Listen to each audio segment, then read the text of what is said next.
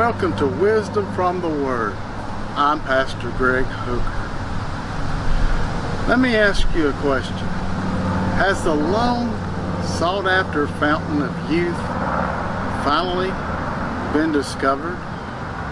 Well, what do you think? Is there a mystical source of water that will restore and maintain a person's vitality and their youth? Well, here's my belief on it. I personally think there is. Now, don't lose me just yet. Yes, you heard me right. I believe there is, and in a few minutes I'm going to reveal its location and how it's possible to get some of that water for yourself. But first, let's begin with a brief but nowhere near comprehensive history of the search for the elusive fountain of youth. There have been many people from around the world who have devoted their entire lives on a quest of finding this fountain. One could study this subject a lifetime and still not cover it all. I give all the credit to the Wikipedia.org dictionary for the following brief history I'm going to read to you from my phone. It says, and I quote, "The fountain of youth is a mystical spring which allegedly restores the youth of anyone who drinks or bathes in its waters. Tales of such a fountain have been recounted around the world for thousands of years, appearing in the writings of Herodotus during the 5th century BC, in the Alexander Romance in the 3rd century AD, and in the stories of Preston John during the early Crusades in the 11th and 12th centuries AD. Stories of similar waters also featured prominently among the people of the Caribbean during the Age of Exploration in the early 16th century. They spoke of the restorative powers of the water in the mythical land of Bimi, that's spelled B-I-M-I-N-I, Bimi. Based on these many legends, explorers and adventurers look for the elusive fountain of youth or some other remedy to aging, generally associated with magic waters. These waters might have been a river, they could have been a spring, another type of source, we don't know. But it's supposed to have been said that it reverses the aging process and cures sickness if you swallow it or bathe in it. The legend became particularly prominent in the 16th century when it became associated with the Spanish explorer Juan Ponce de Leon. He was the first governor of Puerto Rico. Ponce de Leon was supposedly searching for the fountain of youth when he traveled to Florida in 1513. In Florida. That's unusual, isn't it? Legend has it that Native Americans told Ponce de Leon that the fountain of youth was located in Bimi. Again, what I have just read, I give all the credit to the Wikipedia.org dictionary. You can go there and find this and read more up on it if you would like.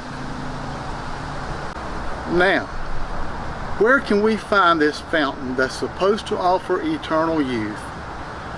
Is it somewhere in Florida, as they claim? Is it guarded by the U.S. government or some other government? Maybe it's guarded by top secret, only known to elite few. Well, if it is, you can be certain the general population will never find out about it. Maybe it's in a faraway, remote land, a jungle, so hidden that it has yet to be discovered. To prove my point, just recently there was a farmer who was going through some uncharted jungle in Vietnam, and he came across a cave that is now the largest cave known in the world. Folks, this cave is so big that 24 747 jets could fit in the mouth of that cave. It even has its own ecosystem, a type of tropical rainforest with new species even being found in it. Could this cave, or one like it, yet to be discovered, contain the elusive fountain of youth? I have to say, I don't think so. But I have a good idea where you can find it. Now, some of you think I'm nuts already, but please don't leave. I can't debate the fact that I'm a little bit loony sometimes. So, are you ready for some explanation on why I know where it is and why I know it will give you eternal life? Let me just add at this point, when I was young, in my 20s and even younger, I was obsessed with spelunking. In other words, cave exploration. I loved to do that. And we would go out and hunt for new caves, caves that no human being has ever set their foot in. Well, me and my buddies were located in Kingsport at the time, and we were in this valley alongside of a cliff. And we were looking for little holes in the ground to see if maybe some air was coming up, indicating that there might be a cave underneath. And lo and behold, I found a hole about the size of a grapefruit. I didn't feel any air coming up through it, but what I did is I took a rock and I threw it down that hole, and I could hear it just tumble and tumble and tumble and tumble until I couldn't hear it anymore. I knew that we had found something underground. Well, eventually we dug it out big enough where we could go down into this cave. We had to use a rope because it was almost straight down. And when we got in there, it opened up into a large room. Well, to make a long story short, we began to explore that cave on several different occasions. And then we found another opening that led down a 120-foot pit. And we had to dig it out. And you had to go head first down a 45-degree angle to get inside. Well, the guys that were with me, I told them, said, tie a rope around my feet, I'll be the one to go. And I went head first, digging it out as I went. Finally, it opened up a little bit, and I looked down, and it was another 120-foot pit. So we got our rope out, we tied it off, and here I go again.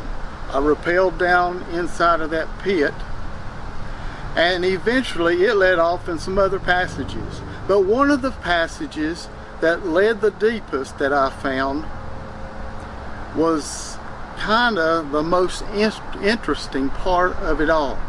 I found a big pool of water, and I don't know how deep it is. It looked really deep, and I didn't have any line to measure it with tying a rock to a string or something.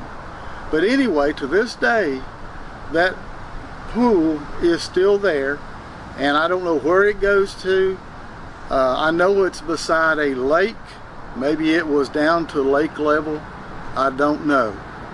But getting back to our story, that certainly wasn't the fountain of youth, because here I am 40 years later, getting older and older and older. Anyway, I want you to listen to John chapter 4, verses 4 through 14. When therefore the Lord knew how the Pharisees had heard that Jesus made and baptized more disciples than John, though Jesus himself baptized not, but his disciples, he left Judea and departed again into Galilee. And verse 4 says, and he must needs go through Samaria. Then cometh he to a city of Samaria, which is called Sychar, near to the parcel of ground that Jacob gave to his son Joseph. Now Jacob's well, get that?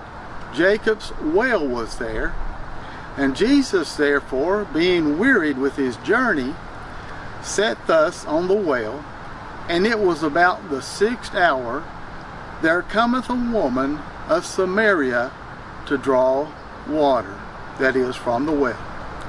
Jesus saith unto her, give me to drink. For his disciples were gone away into the city to buy meat. Then saith the woman of Samaria unto him, that is Jesus, how is it that thou, being a Jew, askest drink of me, which am a woman of Samaria? For the Jews have no dealings with the Samaritans. You see, folks, they just didn't get along very well.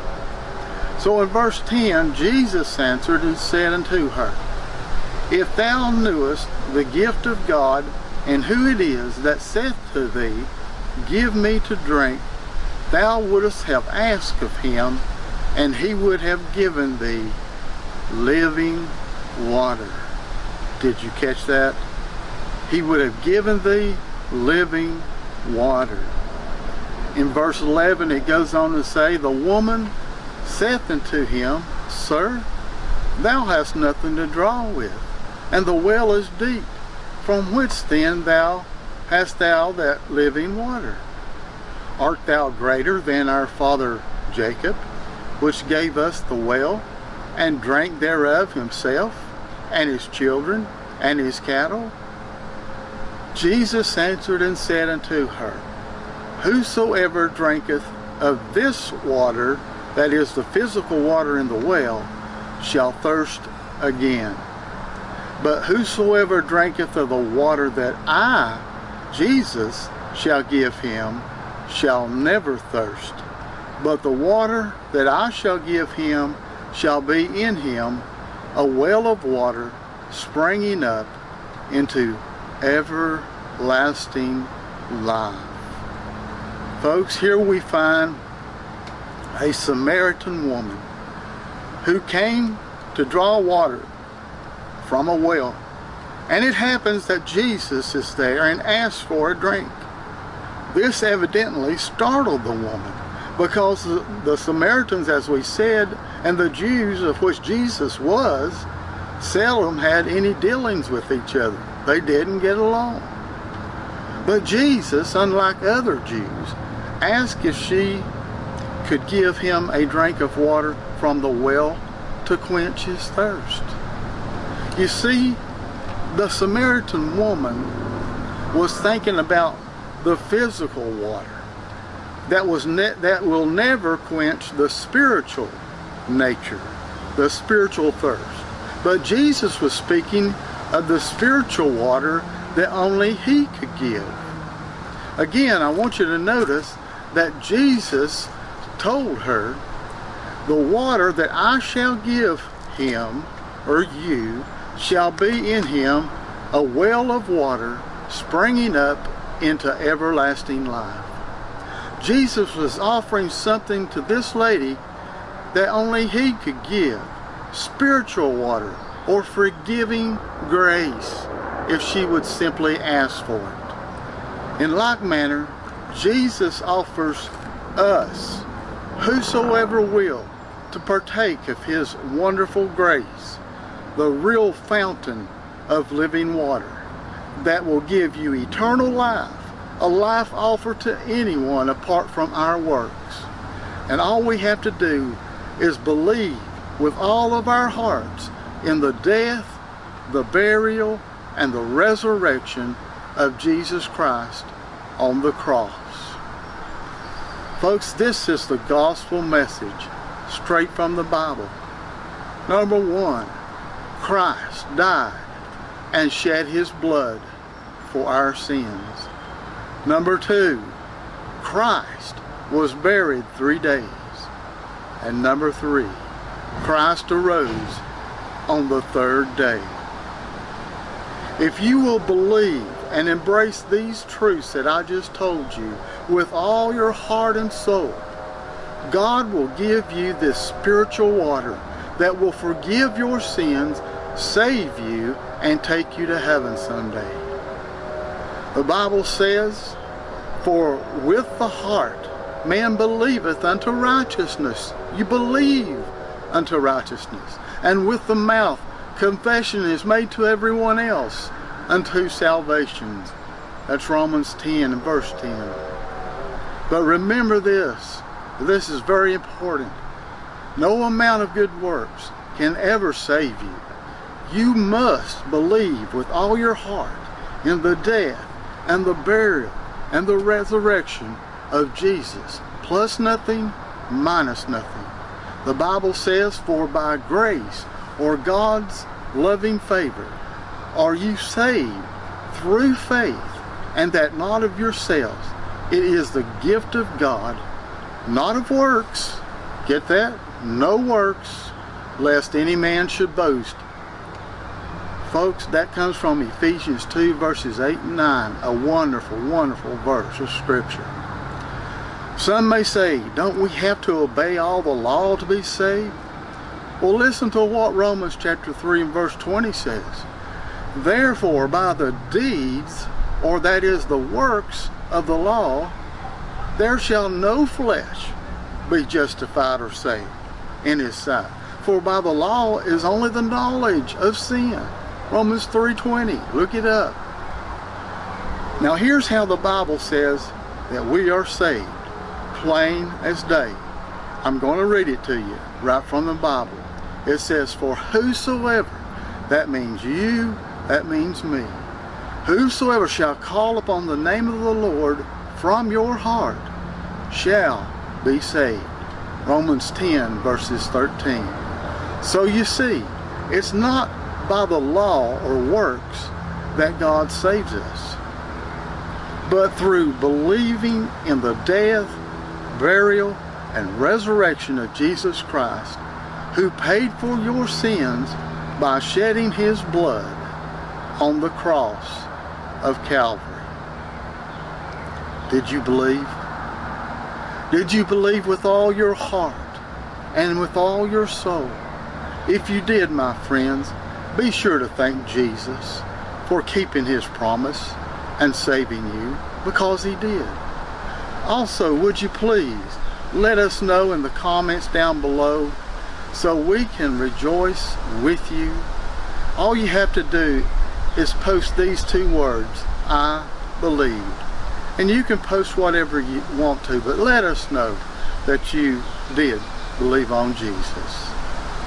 While there is no earthly fountain of water that will give and keep you young, there certainly is a fountain that, my friends, is filled with a water that is filled with the blood of Christ that will give you eternal life if you will accept it by faith.